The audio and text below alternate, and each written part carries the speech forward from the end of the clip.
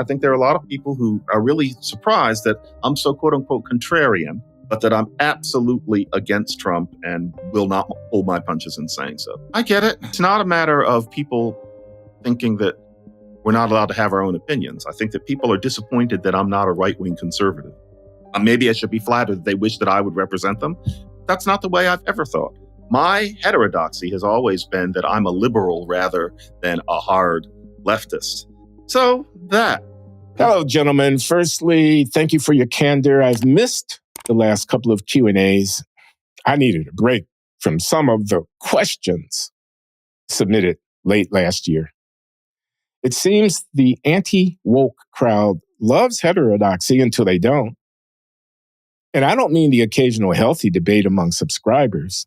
The moment Glenn strays from the prescribed path of his coterie on matters of global complexity, or heaven forbid, finds himself genuinely moved by the writings of an old ideological foe, many, not all commentators, begin frothing at the mouth, demanding seppuku. Meanwhile, John is expected to flagellate himself on a weekly basis for having strong opinions on Trump. It gets old fast. Quote, "Dear John, I wonder if you wouldn't mind removing your own testicles for saying something disparaging about the king." The reactions to recent episodes suggest listeners feel something akin to betrayal when their favorite firebrand contrarians rub them the wrong way.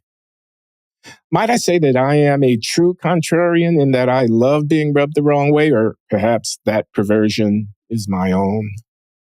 After all, sometimes a hypocrite is a man in the process of change. And unless we mortals have stumbled upon omniscience, we'd best remain fluid, lest we guarantee our own intellectual obsolescence. Anyway, I count myself among the contrarian rabble-rousers, or at least adjacent to them, casting an increasingly worried, furtive side-eye. I'll throw in a question so as not to seem like an indulgent prick. Do you ever log off after one of these interrogatory Q&As and just think, what a bunch of, the word is C-U-N-T-S. And then he adds, parenthetically, P.S. I'm British. So that insult is the highest honor one can bestow a fellow gentleman or lady. I knew he was British about a paragraph in.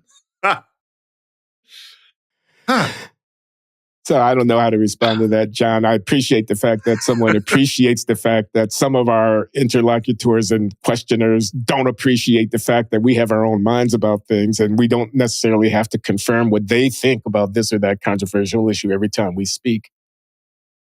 You know, I've been doing this for 25 years now. And I have spent 25 years taking shit not only from the left, because I'm not PC, because I'm not woke, because I don't stress racism enough in my opinions, but also from the right. It's been a long 25-year process of disappointment for many people. When I first started doing this, the National Review, frankly, God love the Manhattan Institute, but a lot of people there and all sorts of people nationwide were thinking I was the new conservative, that I was a right-wing Republican conservative. I never have been. And I really ticked a lot of people off when I came out for Obama. There was one person, Steve Camphor, I'm going to say his name, who dropped me like a hot potato socially when I decided that I liked Obama rather than who he was running against. The idea was I was actually supposed to vote for John McCain. I was never that kind of person. And that continues today. I think there are a lot of people who are really surprised that I'm so quote unquote contrarian, but that I'm absolutely against Trump and will not pull my punches in saying so. I get it. It's not a matter of people thinking that we're not allowed to have our own opinions. I think that people are disappointed that I'm not a right-wing conservative. Maybe I should be flattered that they wish that I would represent them. That's not the way I've ever thought. My heterodoxy has always been that I'm a liberal rather than a hard leftist. So that, I'm glad I'm a CUNT to this person, but no. And do I apologize In this venue, for the way I talk about Trump, yes, because I can tell that that hurts the feelings of a lot of our viewers, that I come off as imperious, that in insulting him, I'm insulting them. I get that.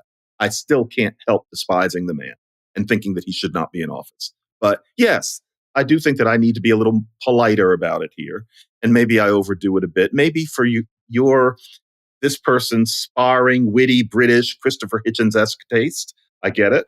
But here in America, that jousting tradition that I associate with British humor and British writing, we're a little, as bumptious as we Americans are a little politer. We don't fight with the joy that you all do across the pond. And so, that. Yeah, I don't have much to add to that. I think for myself, that's what you should know about me. Not that I have this or that particular substantive position that may or may not agree with your position, but that I try to think hard, honestly, deeply, in an informed and critical way for myself, and that I'm not afraid to break with the consensus opinion. And I must say, it is a little bit annoying to find people celebrating my heterodoxy when I'm attacking the people with three names, the Al Sharptons of the world, the Michael Eric Dysons of the world, the Ta-Nehisi Coates of the world when I'm attacking them. But then chafe at me departing from their orthodoxy when I find value in, let's say, Ta-Nehisi Coates' writing or anybody else. I'm still thinking for myself. You don't have to agree with me, but I think you should honor the independence of mind that's reflected in someone who's not bound by the nostrums and platitudes and certitudes of convention, but who's prepared to go against the grain. Again, you don't have to agree, but the character reflected in the willingness to go against the grain is the thing that I'm most proud of. I try to defend my positions. I'm not always right, of course. I learn. I've changed my mind. I've changed my mind about a number of things over the years, and intend to continue both to think for myself and to be open to persuasion. So that's what you're buying when you buy Glenn Loury. You're not buying a guy who's going to be a yes man. It's going to make you feel good about yourself by saying eloquently, I hope, what it is that you would hope to be able to say for yourself. It's not me. Okay, John, that's a wrap. You know, if I did listen to podcasts, I don't think that I would want to watch people saying what I think. Like, for example, the Fox News viewer, where they want to watch people. Or MSNBC viewer, for that matter. Same thing. I would want to see what the other people thought, as long as they could defend it. But that's not the way I do it. I read rather than watch or listen. But yeah, I want to know how the other side thinks, as long as they can defend it. I want to know what the defense is. I don't know.